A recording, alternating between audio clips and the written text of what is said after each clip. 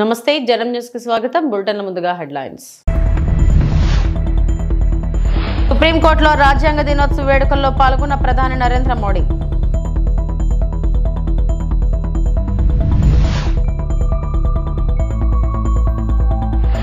AP knowledge hub గా తయారవుతుందన్న ముఖ్యమంత్రి చంద్రబాబు నాయుడు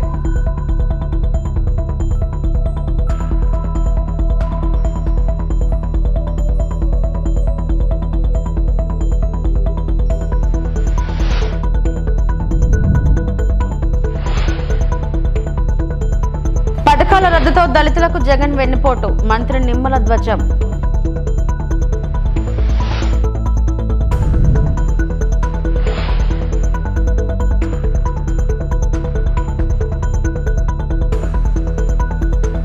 సుప్రీంకోర్టులో జరిగిన రాజ్యాంగ దినోత్సవ కార్యక్రమంలో ప్రధాని మోడీ పాల్గొన్నారు. మన రాజ్యాంగం మన వర్తమానానికి మరియు మన భవిష్యత్తుకు మార్గదర్శకమని మోడీ ఉద్ఘాటించారు. మరియు గత 75 సంవత్సరాల ఉనికిలో ఏర్పడిన వివిధ సవాళ్లను పరిష్కరించడానికి రాజ్యాంగం సరైన మార్గాన్ని చూపించిందని చెప్పారు. భారత ప్రజాస్వామ్యం ఎదుర్కొంటున్న ఎమర్జెన్సీ ప్రమాదకర సమయాలను కూడా రాజ్యాంగం ఎదుర్కొందని ఆయన పేర్కొన్నారు.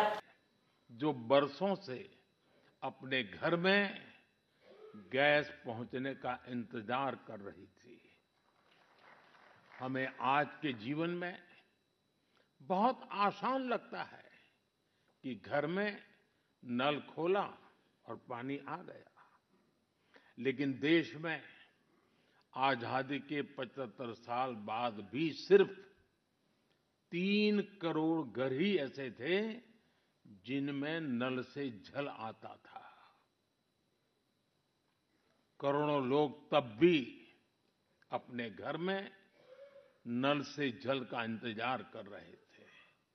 मुझे संतोष है कि हमारी सरकार ने 5-6 साल में 12 करोड़ से ज्यादा घरों को नल से जल देकर नागरिकों का और विशेषकर महिलाओं का जीवन आसान बनाया है. संविधान की भावना को सशक्त किया है. साथियों, आप सभी जानते हैं कि हमारे संविधान की मूल प्रति में भी प्रभु श्री राम, माता सीता, हनुमान जी, भगवान बुद्ध, भगवान महावीर, गुरु गोविंद सिंह जी सभी के चित्र हैं.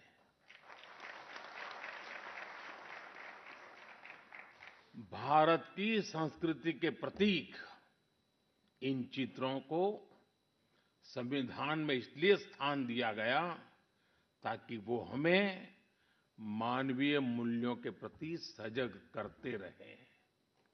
ये मानवीय मूल्य आज के भारत की नीतियों और निर्णयों का आधार है. भारतीयों को त्वरित न्याय मिले, इसके लिए नई न्याय संहिता लागू की गई है. दंड आधारित व्यवस्था अब न्याय आधारित व्यवस्था में बदल चुकी है. महिलाओं की राजनीतिक भागीदारी बढ़ाने के लिए नारी शक्ति बंधन अधिनियम का ऐतिहासिक निर्णय हुआ है. हमने थर्ड जेंडर को నాలెడ్జ్ హబ్ గా ఏపీ తయారవుతుందని సీఎం చంద్రబాబు అన్నారు. ఐటీ నాలెడ్జ్ ఎకానమీలో యువత సమర్థులుగా మారుతున్నారని చెప్పారు. విదేశాల్లోని మన దేశ ఐటీ నిపుణుల్లో 30% తెలుగువారేనని తెలిపారు. విశాఖపట్నంలో నిర్వహించిన డీప్ టెక్ ఇన్నోవేషన్ కాంక్లేవ్ కు సీఎం ముఖ్య అతిథిగా హాజరై మాట్లాడారు. ప్రస్తుతం ప్రపంచంలో ఎక్కడైనా సాంకేతికతపైనే చర్చ జరుగుతుంది. దీంతో అనేక నూతన మార్పులు వస్తున్నాయి. జీవితంలో అది ఓ భాగంగా మారింది. భారత్లో ఆధార్ సాంకేతికత అనుసంధానంతో అన్ని వివరాలు తెలుస్తున్నాయి. 1995లో తొలిసారి సీఎం అయ్యాక హైదరాబాద్లో ఐటీ రంగం అభివృద్ధికి కృషి చేశాం. పీపీపీ పద్ధతిలో హైటెక్ సిటీని నిర్మించాం. ఇప్పటి వరకు ప్రభుత్వ ప్రైవేట్ భాగస్వామ్యంతో పనులు జరిగేవి. కొత్తగా P4 విధానం తీసుకొస్తున్నాం. ఇక నుంచి ప్రజలు ప్రభుత్వం ప్రైవేట్ భాగస్వామ్య విధానంతో ముందుకెళ్తాం. డిప్ టెక్నాలజీతోనూ ఉపాధి అవకాశాలు మెరుగుపడతాయి. పర్యాటక రంగంలోనూ కొత్త విధానాలు తీసుకొచ్చేలా ఆలోచనలు చేస్తున్నాం. ప్రస్తుతం డ్రోన్లు కూడా కీలకంగా మారాయి. వాటితోనూ అన్ని పనులు చేసుకునే పరిస్థితికి వచ్చాం. నదుల అనుసంధానంతో నీటి కొరత ఉండదు. ఆహార ఉత్పత్తులు సరఫరాల్లో గ్లోబల్ హబ్ గా ఏపీ మారబోతుంది. అరకు కాఫీకి అంతర్జాతీయంగా గుర్తింపు ఉంది. రాష్ట్రానికి ఉన్న వనరుల్లో అధిక తీర ప్రాంతం ఒకటి అని సీఎం చంద్రబాబు పేర్కొన్నారు. If all of us, I want to make Andhra Pradesh is a knowledge hub. Because of all these things, historical information is we are having on cloud. Artificial intelligence is matured. Real-time information you can collect real-time with various devices. One is cell phone. You can go to the field. You can check there is a pest. Immediately one SMS message or one WhatsApp message, drone will come. It will detect pest exactly and application of pesticides with precision. These are all happening today. Night times you have to program drone, you may not do it. So we are having CCTV cameras. It is watching continuously, information is coming. So surveillance automatically we can do. Then drone at any time, we can send any remote area, not one use case, any use cases, number of use cases. Even medicines, transportation, or analytics, or real-time application. All these things we can do it. IoTs, medical devices are coming today. I am seeing not one application. One is preventive health. One is monitoring health. One is whenever there is a need, at that time you can go for cure. With all these combinations, you can reduce medical cost drastically. These are all various advantages we are having. So, Government of Andhra Pradesh also thinking very seriously. గత 5 ఏళ్లలో దళితుల సంక్షేమ పథకాలను మాజీ CM Jagan రద్దు చేసి వారికి వెన్నుపోటు పొడిచారని మంత్రి నిమ్మల రామానాయుడు విమర్శించారు. అంబేద్కర్ వర్ధంతి సందర్భంగా విజయవాడ ప్రభుత్వ ఆసుపత్రిలో ఆయన రక్తదానం చేశారు. అంతకుముందు ఆసుపత్రిని తనిఖీ చేసి రోగుల యోగక్షేమాలు అడిగి తెలుసుకున్నారు. అనంతరం మీడియాతో మాట్లాడారు. గత 18 ఏళ్లుగా అంబేద్కర్ వర్ధంతి రోజు తమ తండ్రి పేరుతో ఉన్న ధర్మారావు ఫౌండేషన్ పేరిట రక్తదాన శిబిరాలు నిర్వహిస్తున్నట్లు చెప్పారు. తాను రక్తదానం చేయడం ఇది 24సారి అని తెలిపారు. గతంలో టీడీపీ హయాంలో ఎస్సీ సజ్జన్ను సమర్థంగా అమలు చేస్తే వైకాపా పాలనలో ఆ నిధులను సైతం దారి మళ్లించారు. దళిత వ్యక్తిని వైకాపా ఎమ్మెల్సీ చంపి డోర్ డెలివరీ చేస్తే అతడిని సన్మానించిన ఘనుడు జగన్. పార్లమెంట్, అసెంబ్లీలో దళితులకు ఉన్నత పదవులు కట్టబెట్టిన ఘనత టీడీపీదే. అంబేద్కర్ స్ఫూర్తితో చంద్రబాబు పనిచేస్తున్నారు. జీవీఎంసీ బాలయోగిని లోక్సభ స్పీకర్గా, ప్రతిభా భారతిని శాసనసభ స్పీకర్గా పదవులు కట్టబెట్టారు. ఉమ్మడి ఆంధ్రప్రదేశ్లో సిఎస్లో దళిత బిడ్డ కాకి మాధవరావును నియమించారు. ఎస్సీ కమిషన్ ఏర్పాటు చేసి జస్టిస్ పున్నయ్యను దానికి చైర్మన్గా నియమించారు. రాష్ట్రంలో అంబేద్కర్ ఆశయాలను అమలు చేస్తున్నామని మంత్రి చెప్పారు.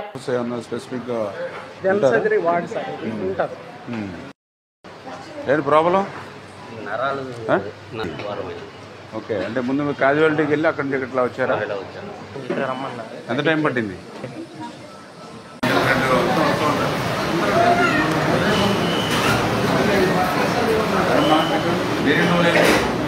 రెండింటి మేము చెప్పేది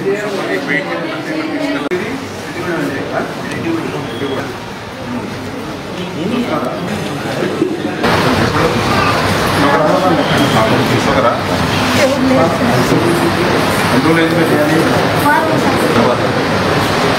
ప్రపంచ మేధావి, భారత రాజ్యాంగ నిర్మాత, మన భారత జాతి ముద్దుబిడ్డ doctor B R Ambedkar, mother Teresa స్ఫూర్తితో నేను రాజకీయాల్లో వచ్చినటువంటి వ్యక్తిని. అందుకే 2005 నుంచి కూడా మా తండ్రి గారైనటువంటి ధర్మారావు ఫౌండేషన్ ద్వారా అంబేద్కర్ వర్ధంతి రోజున మరి పెద్ద ఎత్తున రక్తదాన శిబిరాలు నిర్వహిస్తూ, ఆ రక్తదాన శిబిరంలో స్వయంగా నేను కూడా మరి రక్తదానం చేస్తూ ఈరోజు కూడా మరి 24వసారి ఈరోజు రక్తదానం చేయడం జరిగింది. ఏదైతే డాక్టర్ బిఆర్ అంబేద్కర్ వర్ధంతి సందర్భంగా ఈరోజు కూడా పాలకొల్లు మా నియోజకవర్గంలో కూడా ఇప్పుడు 101వ రక్తదాన శిబిరం జరుగుతూ ఉంది. మరి మంత్రిగా విజయవాడలో ఉండడం ద్వారా ఈరోజు మన విజయవాడ ప్రభుత్వ ఆసుపత్రి నుండి మరి ఇక్కడ రక్తదానం చేయడం జరిగిందని చెప్పి ముందుగా మీ అందరికీ కూడా తెలియజేసుకుంటూ, ప్రపంచంలోనే అతి పెద్ద ప్రజాస్వామ్య దేశమైనటువంటి భారతదేశానికి ఒక దశ దిశ దిక్చూచి లాంటి రాజ్యాంగాన్ని అందించినటువంటి మహనీయుడు డాక్టర్ బిఆర్ అంబేద్కర్. ఒక దళిత బిడ్డ అత్యున్నతమైనటువంటి పార్లమెంట్ స్పీకర్ పదవి బాలయ్య గారికి ఇచ్చినటువంటి ఘనత తెలుగుదేశం పార్టీది. అత్యున్నతమైనటువంటి శాసనసభ స్పీకర్ ప్రతిభా భారతి గారికి ఇచ్చినటువంటి ఘనత తెలుగుదేశం పార్టీది. ఎస్సీ ఎస్టీ కమిషన్ ఏర్పాటు చేసి జస్టిస్ పున్నయ్య గారిని నియమించింది తెలుగుదేశం పార్టీ. ఆంధ్రప్రదేశ్ రాష్ట్రానికి ఒక చీఫ్ సెక్రటరీగా ఒక దళిత బిడ్డ కాకిలేటి మాధవరావు గారిని ఇచ్చింది తెలుగుదేశం పార్టీ. మన భారత జాతి ముద్దుబిడ్డ డాక్టర్ బిఆర్ అంబేద్కర్ గారికి భారత రత్న ఇచ్చింది ఆ రోజు ఎన్టీ రామారావు గారు నేషనల్ ఫ్రంట్ చైర్మన్గా ఉన్నప్పుడే. మరి ఆ రోజు ఆ గౌరవంగా మనం ఇచ్చినటువంటి పరిస్థితి.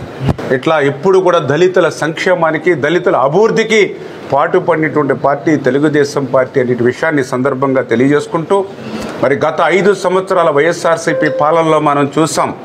ఏదైతే నా ఎస్సీలు నా బీసీలు నా మైనార్టీలు అంటూనే దళితుల గొంతు కోసినటువంటి వ్యక్తి నాటి జగన్మోహన్ రెడ్డి. ఆ రోజు మనం చూసాం ఏదైతే ఎస్సీ సబ్ ప్లాన్ ఆంధ్రప్రదేశ్ రాష్ట్రంలో 2019, 2024 5 సంవత్సరాల్లో ఎస్సీ సబ్ ప్లాన్ నిమిత్తం ₹1 కూడా ఆంధ్రప్రదేశ్ రాష్ట్రంలో ఖర్చు పెట్టకపోగా ఎస్సీ సబ్ ప్లాన్ నిధుల్ని పక్కదోవ పట్టించి దారి మళ్లించాడని అంటే దళితులకి ఎంత ద్రోహం ఎంత దగా జగన్మోహన్ రెడ్డి చేశాడో అదే ఒక నిదర్శనం. ఆ రోజు మనం చూసాం ఒక దళిత బిడ్డను అత్యంత కిరాతకంగా హత్య చేసి మరి డోర్ డెలివరీ చేసినటువంటి వైఎస్ఆర్సీపీ ఎమ్మెల్సీకి ఆ రోజు జగన్మోహన్ రెడ్డి ఏ రకంగా సన్మానాలు సత్కారాలు కూడా ఆ రోజు చేశాడో మనందరం కూడా చూసినటువంటి పరిస్థితి. ఆ రోజు 5 సంవత్సరాల పాలనలో దళితులకి సంక్షేమ అభివృద్ధి చేయకపోవడం అటుంచి 27 దళిత స్కీముల్ని గత 5 సంవత్సరాల్లో పాలనలో రద్దు చేసినటువంటి దళిత ద్రోహి జగన్మోహన్ రెడ్డి. అందుకే మళ్ళీ ఈరోజు ఆ యొక్క దళితులు బీసీలు అన్ని వర్గాల అభిమానంతో ఈరోజు మళ్ళీ ఆంధ్రప్రదేశ్ రాష్ట్రంలో ప్రజా ప్రభుత్వం ఏర్పడింది. ఖచ్చితంగా తెలుగుదేశం జనసేన బీజేపీ ఎన్డీఏ ప్రభుత్వం రాబోయేటువంటి రోజుల్లో ఆ దళితుల సంక్షేమానికి దళితుల అభివృద్ధికి కట్టుబడి పనిచేస్తామని చెప్పి మీ ద్వారా అందరికీ కూడా మరి తెలియజేసుకుంటాం. భారత రాజ్యాంగ రూపకర్త డాక్టర్ బిఆర్ అంబేద్కర్ జీవితం అందరికీ ఆదర్శనీయమని వైఎస్ఆర్సీపీ అధ్యక్షులు మాజీ ముఖ్యమంత్రి వైఎస్ జగన్మోహన్ రెడ్డి కొనియాడారు. డాక్టర్ బిఆర్ అంబేద్కర్ వర్ధంతి సందర్భంగా వైఎస్ఆర్సీపీ కేంద్ర కార్యాలయంలో ఆయన చిత్రపటానికి మాజీ ముఖ్యమంత్రి వైఎస్ఆర్సీపీ అధ్యక్షులు వైఎస్ జగన్మోహన్ రెడ్డి పూలమాల వేసి నివాళులు అర్పించారు. కార్యక్రమంలో మాజీ మంత్రులు మేరుగా నాగార్జున, ఆదిమూలపు సురేష్, ఎమ్మెల్సీ మొండితోక అరుణ్ కుమార్, రాష్ట్ర ప్రధాన కార్యదర్శి జూపూడి ప్రభాకర్ రావు, మాజీ ఎమ్మెల్యే టీజేఆర్ సుధాకర్ బాబు తదితరులు పాల్గొన్నారు.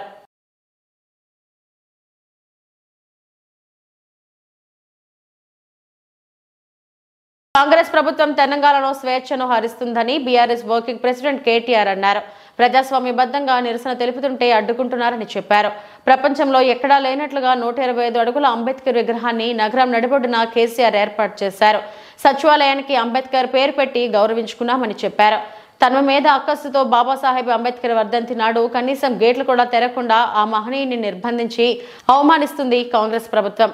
కాంగ్రెస్ నిర్బంధిస్తుంది బీఆర్ఎస్ నేతలను కాదని అంబేద్కర్ అని చెప్పారు. డాక్టర్ బిఆర్ అంబేద్కర్ వర్ధంతి సందర్భంగా తెలంగాణ భవన్లో పార్టీ నేతలతో కలిసి అంబేద్కర్ చిత్రపటానికి పూలమాల వేసి నివాళులు అర్పించారు.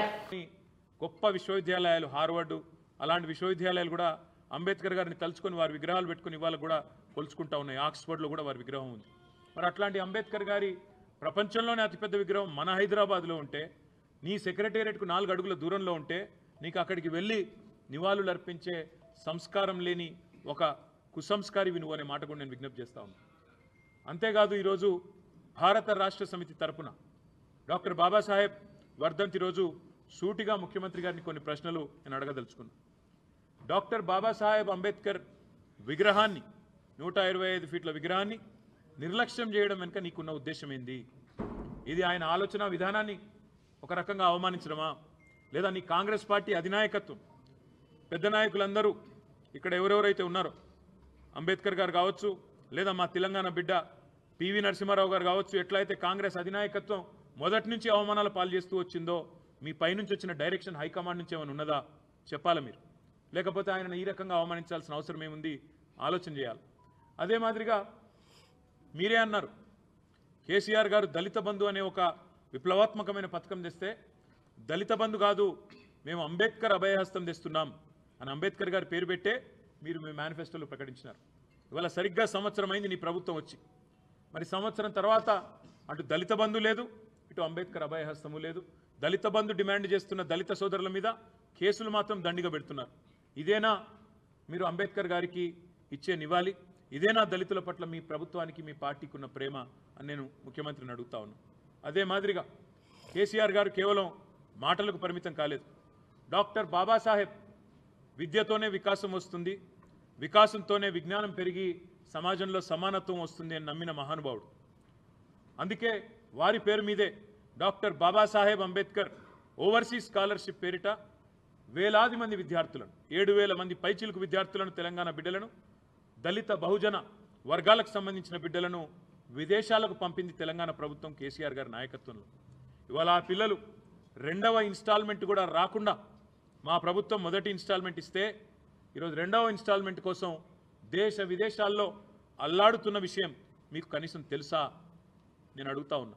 వారిని ఎందుకు పట్టించుకోవట్లేదు? విద్యార్థుల ఉన్నత విద్య, విదేశాల్లో వారు అభ్యసిస్తున్న విద్య తెలంగాణ సమాజానికి, భారతదేశానికి ఉపయోగపడదా? వారి ఉద్ధరణకు, దళిత ఉద్ధరణకు, బహుజనుల ఉద్ధరణకు ఉపయోగపడదా అని నేను అడుగుతా ఉన్నా.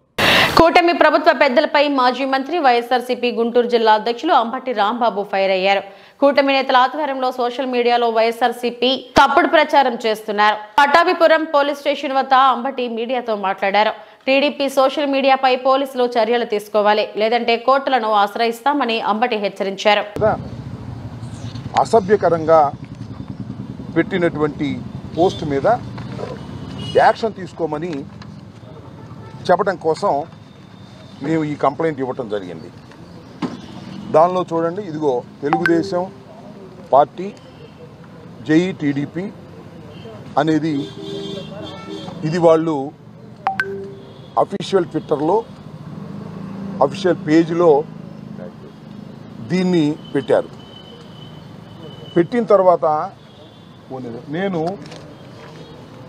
తర్వాత దీన్ని నేను పోస్ట్ చేస్తూ ఇక్కడ దీన్ని ట్విట్టర్లో పోస్ట్ చేస్తూ ఏం చెప్పానంటే, అయ్యా మీరు ఈ విధంగా పెట్టారు, ఈ విధమైన మార్ఫింగ్ చేసి మా నాయకుడిపై పోస్టులు పెడుతూ మాకు నీతులు చెప్పారు, కేసులు పెడుతున్నారు. మేము కూడా ఎన్సీబీ మీద, నారా లోకేష్ మీద ఈ మార్ఫింగ్ చేసే ఫోటోలు పెట్టలేమా? ఈ అసభ్యకరమైన పోస్టును తక్షణమే డిలీట్ చేయండి, లేదంటే చట్టపరమైన చర్యలకు వెళ్తాము, జాగ్రత్త అని మళ్ళా నేను ట్విట్టర్లో పోస్ట్ చేశాను. ఈవెన్ దెన్ అప్పుడు కూడా వారు తొలగించలేదు. దాన్ని దృష్టిలో పెట్టుకొని ఈరోజు దీని మీద యాక్షన్ తీసుకోవాల్సిందిగా, మా నాయకుడిని ఈ విధంగా అవమానకరంగా మీరు మాట్లాడుతున్నారు, వీరి మీద మీరు యాక్షన్ తీసుకోండి అని కంప్లైంట్ ఇవ్వడం కోసం వైఎస్ఆర్ కాంగ్రెస్ పార్టీ తరఫున మేమందరం ఇక్కడ ఉన్నటువంటి ఫాతిమా గారు కానీ, అదేవిధంగా వేణుగోపాల్ రెడ్డి గారు ఎక్స్-ఎమ్మెల్యే గారు కానీ, ఇంకా కౌన్సిలర్సు, ఇంకా అందరం కలిసి జట్టుగా వచ్చి ఈ కంప్లైంట్ని వారికి సబ్మిట్ చేశాం. దాంతోపాటు ఎక్నాలెడ్జ్మెంట్ కూడా తీసుకుంటున్నాం. రెండవ కేసు ఏంటంటే, ఇది జగన్మోహన్ రెడ్డి గారి మీద టీడీపీ అఫీషియల్ పేజ్ నుంచి పెట్టినటువంటి కేసు. రెండవది ఏంటంటే, ఇది ఒక విచిత్రమైన కేసు. ఆయన ఎవరో యూట్యూబ్లో సీమరాజు అంట, ఆయన ఏం మాట్లాడతాడో అర్థం కాదు. మా కండువానే వేసుకుంటాడు, వైసీపీ కండువానే, మా మనిషిగానే ఉంటాడు, మమ్మల్ని అసభ్యకరంగా మాట్లాడుతుంటాడు, భయంకరంగా మాట్లాడుతూ ఉంటాడు, పచ్చి బూతులు మాట్లాడుతూ ఉంటాడు. మళ్ళీ ఇవాళ నేను ఇది మాట్లాడాను కదా, మళ్ళీ రేపు యూట్యూబ్లో మళ్ళీ మాట్లాడతాడు ఆయన. ఇది జరుగుతూ ఉంది, దీని మీద మీరు యాక్షన్ తీసుకోండి అని చెప్పేందుకు నేను ఈ రోజున ప్రత్యేకంగా ఇవ్వటం జరిగింది. చూడండి ఒకసారి ఆయన పెట్టేటటువంటి యూట్యూబ్లో ఆయన మాట్లాడే మాటలకు ముందు ఆయన థంబ్ లైన్స్ ఏంటో ఒకసారి చూడండి. ఇది ఒక థంబ్ లైన్ ఏంటంటే, పలమనేరు నియోజకవర్గంలోని బైరెడ్డిపల్లి మండలం బేలుపల్లి పంచాయతీ కేంద్రంలో జరిగిన రెవెన్యూ సదస్సు కార్యక్రమంలో శాసనసభ్యులు అమర్నాథ్ రెడ్డి పాల్గొన్నారు. ఈ సందర్భంగా రెవెన్యూ సదస్సులను సద్వినియోగం చేసుకోవాలని ఆయన పిలుపునిచ్చారు. అంతకుముందు పలమనేరు ఆర్డీఓ భవానీ కార్యక్రమాన్ని ప్రారంభించి ప్రసంగించారు. ఇక మండల తహసీల్దార్ మాధవరాజు ముఖ్యమంత్రి ప్రసంగాన్ని చదివి వినిపించారు. ఈ కార్యక్రమంలో తెలుగుదేశం పార్టీ మండల అధ్యక్షులు కిషోర్ గౌడ, ప్రధాన కార్యదర్శి సుబ్రహ్మణ్యం, తెలుగు యువత అధ్యక్షులు భువనచంద్ర గౌడ్, నాయకులు ఇల్లూరి అమర్నాథ్ రెడ్డి, నాగరాజు, పళని తదితరులు పాల్గొన్నారు. అధికారులు, బేలుపల్లి గ్రామ పంచాయతీ సోదరులందరికీ కూడా నా హృదయపూర్వక నమస్కారం. గతంలో ఎప్పుడు రెవెన్యూ సదస్సులకు ఇంత ఎక్కువ వచ్చినటువంటి సందర్భం నాకు కనపడలేదు. రెవెన్యూకి సంబంధించినటువంటి సమస్యలు అనేటివే గతంలో చాలా తక్కువ ఉండేటివి. ఈరోజు చూస్తూ ఉంటే ఏ గ్రామానికి పోయినా, ఇప్పుడు నేను చూసి వచ్చిన 2-3 చోట్ల, ఎక్కడికి పోయినా విపరీతంగా వస్తూ ఉన్నారు. నేను మొన్న ఎన్నికల్లో మీకు ప్రతినిధిగా ఎన్నికైన తర్వాత నేను దాదాపు 35 సంవత్సరాల రాజకీయాల్లో ఉన్నా. గ్రామ సర్పంచ్ నుంచి 7 దఫాలు నేను శాసనసభకు పోటీ చేశాను. అంటే నేను ఎప్పుడు నాకు వచ్చేటువంటి అర్జీలు, ఈరోజు నేను ఇంటి దగ్గర ఉన్నా ఎక్కడున్నా, నాకు వచ్చేటువంటి అర్జీలు గతంలో రకరకాలైనటువంటి అర్జీలు వచ్చాయి. భూమికి సంబంధించి చాలా తక్కువ వచ్చాయి. ఈరోజు పొద్దున లేస్తే రాత్రి దాకా నాకు వచ్చే అర్జీల్లో 99% రెవెన్యూకి సంబంధించినటువంటి సమస్యలే.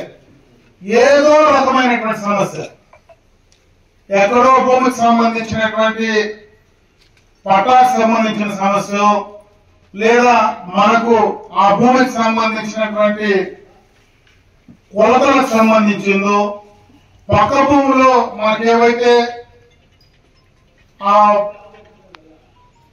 ఉంటారో దానికి సంబంధించినటువంటి సమస్యలు, ఏదో రకమైన భూమికి సంబంధించిన సమస్యలే వస్తూ ఉన్నాయి.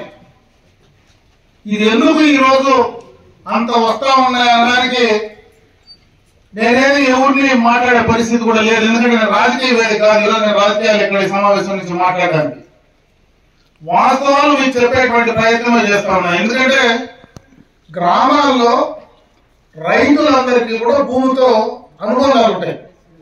అంటే పుట్టినప్పటి నుంచి మనం మళ్ళా చనిపోయిన తర్వాత కూడా అదే భూమిలో మట్టిలో కలిసిపోయేటువంటి పరిస్థితి ఉంటుంది. అటువంటి అనుబంధాలు తెలుసుకుంటారు. ఆ భూమి ఒక ఆస్తి, ఒక భరోసా మన కుటుంబానికి. మన తర్వాత ఆ భూమి మనకుంటే ఆ బిడ్డలకు అది ఆస్తిగా ఉంటుంది అనేటువంటి భరోసా కూడా ఆ కుటుంబానికి ఉండేటువంటి సమస్య. అటువంటి భూమి పైన ఈరోజు ఈ రకమైనటువంటి పరిస్థితి, ఈ రకంగా భూమికి సంబంధించినటువంటి కొలతలు కానీ రకరకాలైనటువంటి సమస్యలు స్వాతంత్రం వచ్చినప్పటి నుంచి ఎప్పుడూ ఇటువంటి సమస్యలు మనకు ఎదురుగాల. ఈ రోజు ఎదురయ్యాయంటే ప్రభుత్వంలో గతంలో చేసినటువంటి పొరపాట్లు అని చెప్పి సందర్భంలో కూడా మీకు తెలియజేసుకుంటా ఉన్నాం. ఎందుకంటే దీనికి సంబంధించి కాంగ్రెస్ ప్రభుత్వం మోసపూరిత హామీలతో ప్రజలను దగా చేస్తుందని మల్కాజ్గిరి ఎంపీ ఈటెల రాజేంద్ర అన్నారు. హైదరాబాద్ సరూర్ నగర్ స్టేడియంలో పార్టీ శ్రేణులతో సమావేశమైన ఆయన కాంగ్రెస్ ప్రభుత్వం ఏం సాధించిందని సంబరాలు చేస్తుందని ప్రశ్నించారు. సర్కార్ వైఫల్యాలను ఎండగట్టేందుకు బీజేపీ ప్రజల పక్షాన పోరాడుతుందని రాజేంద్ర స్పష్టం చేశారు. ఇచ్చిన హామీలు ఏమైనా అమలైనయో తీసుకొచ్చిండ్రు. చివరికి ఎక్కడికక్కడ మండలాల వారికి కావచ్చు, నియోజకవర్గాల వారిగా కావచ్చు, ప్రజల ప్రోద్బలంతో, ప్రజల ఆశీర్వాదంతో సభలు జరుగుతూ ఉన్నాయి, సైకిల్ మోటార్ ర్యాలీలు జరుగుతూ ఉన్నాయి. ఇక్కడ హైదరాబాద్లో ఈ సరూర్ నగర్ సెంటర్లో మా జాతీయ అధ్యక్షులు నడ్డా గారి నాయకత్వంలో ఈ రేవంత్ రెడ్డి యొక్క దుర్మార్గాలు, వైఫల్యాల మీద ఇక్కడ సభ ఏర్పాటు చేసుకున్నాం. ఈ సభలో 8 జిల్లాలు, ఇక్కడ రంగారెడ్డి రూరల్ జిల్లా, రంగారెడ్డి అర్బన్ జిల్లా, అదేవిధంగా మేడ్చల్ రూరల్, మేడ్చల్ అర్బన్, సికింద్రాబాదు, ఇవాళ హైదరాబాదు, భాగ్యనగరు, గోల్కొండ 8 జిల్లాల పరిధిలో ఇక్కడ ఉన్నటువంటి గౌరవ కార్పొరేటర్లు కావచ్చు, గౌరవ మాజీ శాసనసభ్యులు కావచ్చు, గౌరవ పార్లమెంట్ సభ్యులు కావచ్చు, గౌరవ అధ్యక్షుల నాయకత్వంలో రేపు సాయంత్రం 3 గంటలకు ఇక్కడ పెద్ద బహిరంగ సభను ఏర్పాటు చేసుకుంటున్న సందర్భంలో ఈ 8 జిల్లాల మా నాయకులకి, మా కార్యకర్తలకి, భారతీయ జనతా పార్టీని అభిమానించినటువంటి మా ప్రజలకందరూ కూడా వినమ్రంగా నేను విజ్ఞప్తి చేస్తా ఉన్నా, మీరంతా కూడా తరలి వచ్చి ఈ సభను విజయవంతం చేయాలని చెప్పి నేను విజ్ఞప్తి చేస్తా ఉన్నా. ఇవాళ ఇప్పటికే మా కార్యకర్తలు, మా నాయకులు డివిజన్ల వారీగా, బస్తీల వారీగా ప్రజల్ని ఇప్పటికే కలుసుకోవడం జరిగింది, ఇప్పటికే ప్రచారం చేయడం జరిగింది. దీన్ని పెద్ద ఎత్తున విజయవంతం చేయాలని చెప్పి నేను విజ్ఞప్తి చేస్తా ఉన్నాను.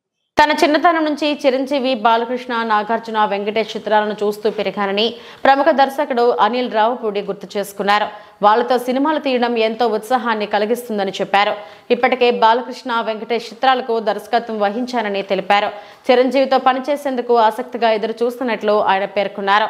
ఓ కంపెనీ కోసం మహేష్ బాబుతో వాణిజ్య ప్రకటనను అనిల్ రావుపూడి చిత్రీకరించారు. ఈ ప్రకటన విడుదల కార్యక్రమం సందర్భంగా అనిల్ రావుపూడి మీడియాతో మాట్లాడారు. It's always great working Mahesh గారితో. అంటే సరళేరు నీకెవరు ఆల్మోస్ట్ 2020 ఆల్మోస్ట్ 5 years బ్యాక్ ఆయనతో డైరెక్ట్ చేశాను. అండ్ ఆయనతో ఆ సినిమా డైరెక్షన్ దగ్గర నుంచి I have a great relation with him. He treat me like a very good friend. So AbhiBus ఆ తర్వాత ట్రూజన్ 2 ఏళ్ళు ఆయనతో ఈ గ్యాప్లో అందులో ఆయన రాజమౌళి గారి సినిమా చేయడం కోసం 1.5 year నుంచి దీంట్లో ఉన్నారు. ఆ టైంలో ఆయనతో స్పెండ్ చేసే టైం దొరకడం కూడా ఐ ఫెల్ట్ వెరీ హ్యాపీ అనమాట. So had a great time. Shoot టైంలో కూడా మహేష్ గారితో ఉంటే ఫన్ హ్యాపీయెస్ట్ సోల్. సో చాలా ఎంజాయ్ చేశాను యాక్ట్ చేసేటప్పుడు కూడా. సో చిరంజీవి గారితో ఒక ఆపర్చునిటీ అనేది ఎప్పుడు వచ్చినా కూడా అది చేయాలనుకోవడం అనేది ఎవరికైనా ఏ డైరెక్టర్కైనా ఒక చిన్న ఫ్యాన్ మూమెంట్ లాగా అనిపిస్తుంది. సో నాకేంటంటే అసలు నాకు ఆల్రెడీ చాలాసార్లు చెప్పాను, నాకు నేను చైల్డ్హుడ్లో చూసిన హీరోలు వీళ్ళందరూ చిరంజీవి గారు, బాలకృష్ణ గారు, వెంకటేష్ గారు, నాగార్జున వీళ్ళందరితో పనిచేయడం ఏంటంటే నాకు ఒక నాస్టాలజిక్ ఫీల్గా ఉంటుంది. అబ్బాయి ఇక ఎప్పుడెప్పుడు చేద్దాం వెళ్తూనే ఉంటుంది. సో బాలకృష్ణ గారితో చేసి బిగ్గెస్ట్ బ్లాక్ బస్టర్ కొట్టాను. వెంకటేష్ గారితో ఆల్రెడీ ఒక 3rd ఫిలిం చేస్తున్నాను. అండ్ దట్టు చిరంజీవి గారితో ఆపర్చునిటీ అనేది it's like it's going to be నాకు ఒక ఛాలెంజ్ అది. డెఫినెట్లీ ఇవి ఇప్పటివరకు నా బులెటిన్ అప్డేట్స్. నమస్తే.